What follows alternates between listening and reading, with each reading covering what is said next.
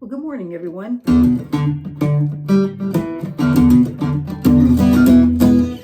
I'm sitting here with a Dreadnought today. This is the Aria Dreadnought. This thing was made in the 70s by a Japanese maker.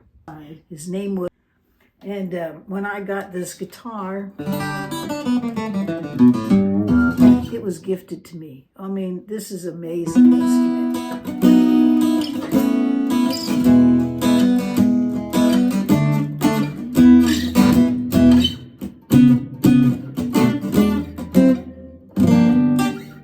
So I'm sitting having a lot of fun with it, just listening to it. It just sounds awesome.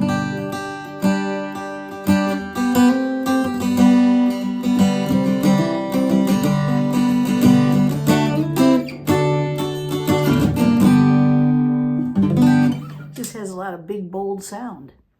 It has beautiful back and sides. Look at this. It's a D50 made by Aria. And it's supposed to be a mock-up of a Martin guitar, a D35, because I had to do some repairs on the neck. The fingerboard was lifting, and so I fixed that, and I've replaced the saddle with a bone saddle, and I put bone pins in, and I had to do some work to get the pins to fit, but they fit very nicely now. And so I put some strings on here, reset it up, and it just plays great. The action is moderately high, but I still have some room in the saddle to bring it down, but I'm kind of debating, because I can live with it the way it is right now. It's really not bad, just a little bit high, and I don't want to lose any sound out of this thing. It's just amazing, but I think I can come down a little bit more.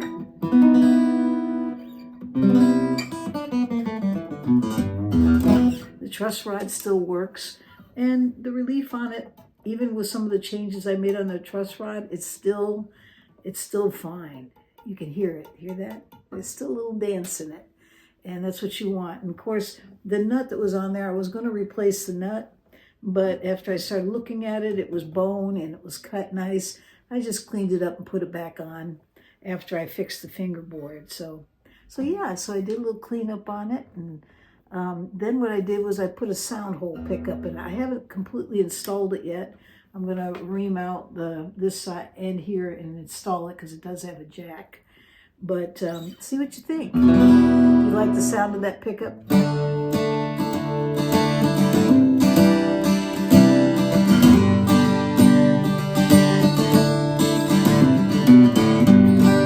I think it sounds great.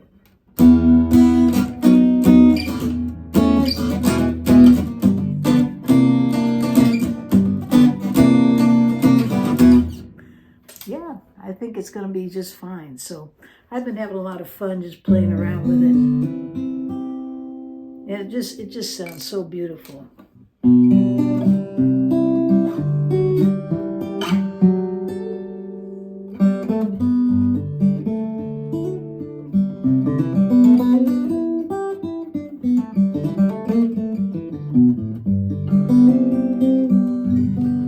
So yeah, I love these old vintage instruments, because they have a story to tell, and they have a lot of character.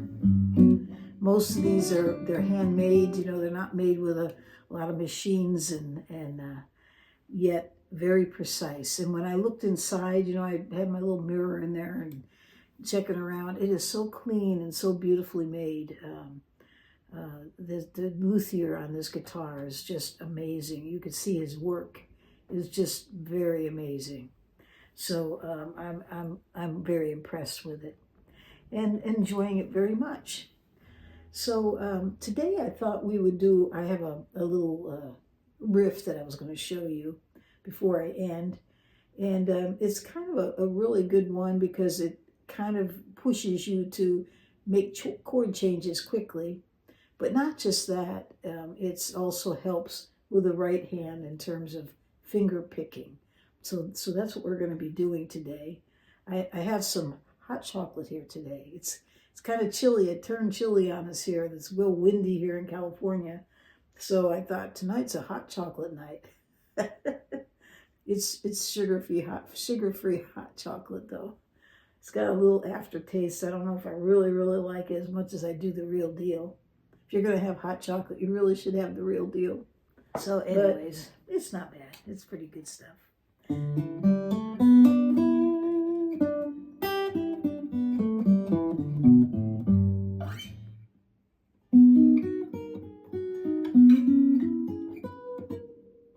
So anyways, why don't we get started on this so I don't take any more of your time. It sounds like this.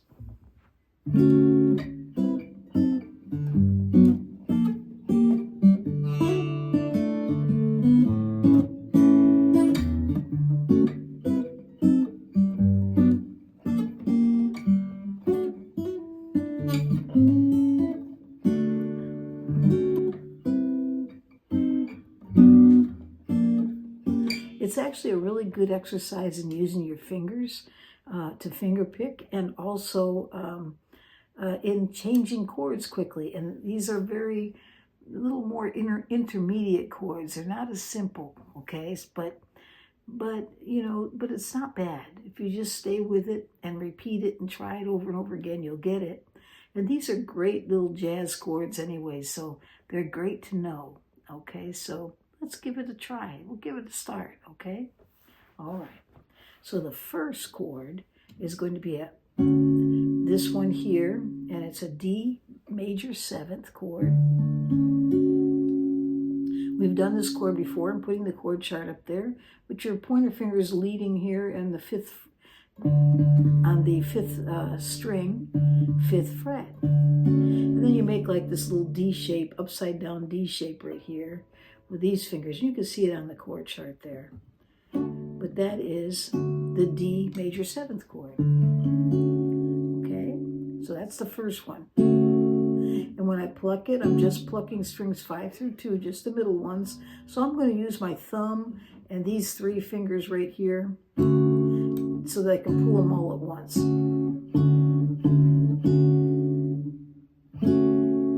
It's sort of a little roll there on it. Or you can just, if you have a hard time with finger picking, you could just strum this. Okay, but just strum those strings, okay? Okay, so the next chord we're going to go to, this one is a C major 7th chord. You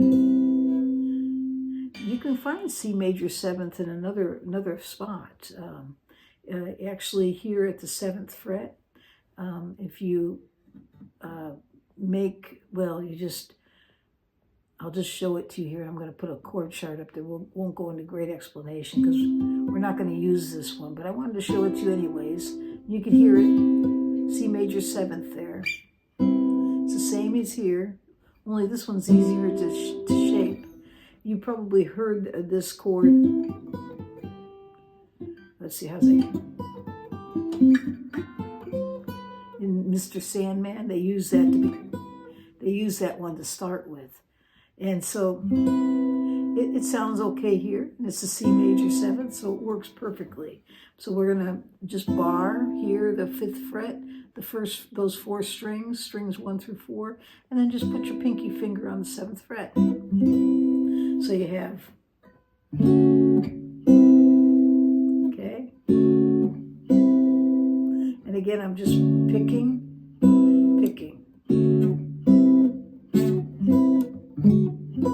Or you can roll it. What I mean is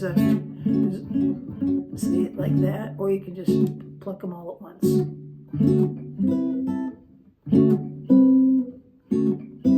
Okay, so we have, and then we're going to go to a chord that's really weird. It's called the F sharp diminished 7th. There's a mouthful for you.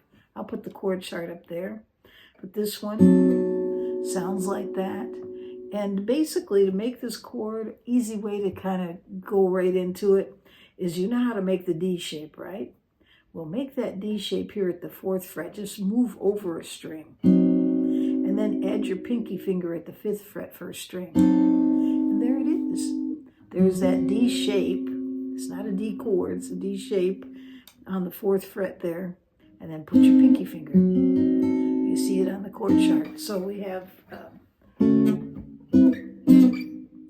okay. You gotta used to that.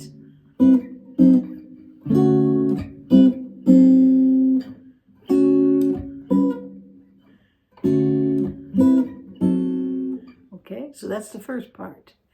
And so the next part, we're going to make a G major 7th chord. And basically I'm just plucking strings 6 and strings 4, 3, and 2. Again, these 3 fingers are taking care of the 4, 3, 2. Okay, so we have, so now if this is a C major 7th, then this would be a D major 7th, because we're going to make the same shape here.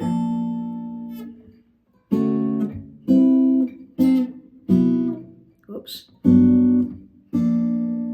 And then we're going to make this same shape, like a D, like the same shape as the, get that out.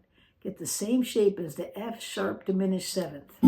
Same shape, that D shape there, except it's at the 2nd fret, and then put your pinky finger down. Okay, so we have,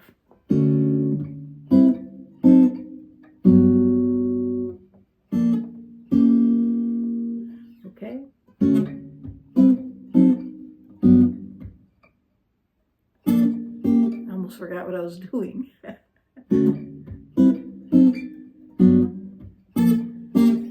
Okay, so practice that, just.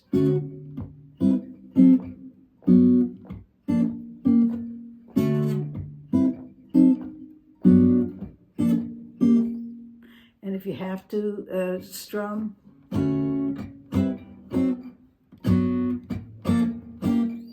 okay, all right. So you got that first part. And then it just goes to a D chord. Now you notice that sometimes, you probably have seen this a lot, when you're playing a D, you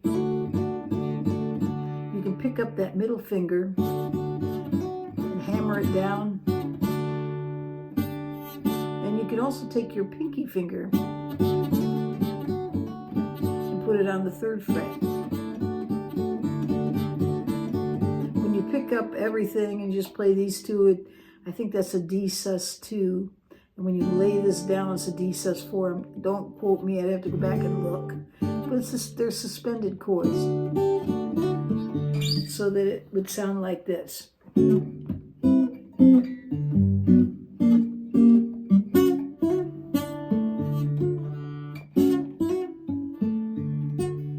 then go to an A. I like to use the barred A because I like the 7th hit. And then you can end it with a D. So let's try this from the beginning.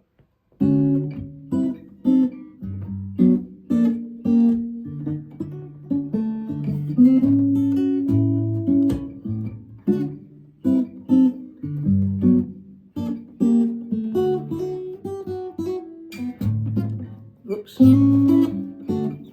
Okay, so there we go. So that's the chord progression I wanted to show you. It might take a little bit, but you just work at it. And if you just get a little bit of it, great, that's wonderful. Or maybe you want to modify it. So maybe you want to not do those diminished chords, the F sharp diminished chord and so on. Maybe you don't want to do that. And the D sharp diminished. Actually, it's an E diminished chord, I think. I don't know. I'll have to look this one up as to what the name is. I get them mixed up. So, but in any case, those diminished chords, maybe you want to leave them out. You could do that. You could just go.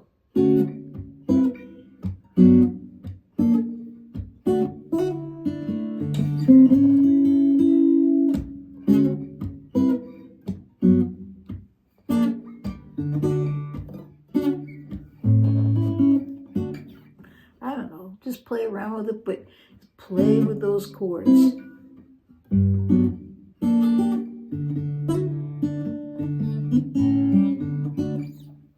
And you don't have to bar it. You can just play the A, whatever you're comfortable with there, okay? So let's hear how it sounds.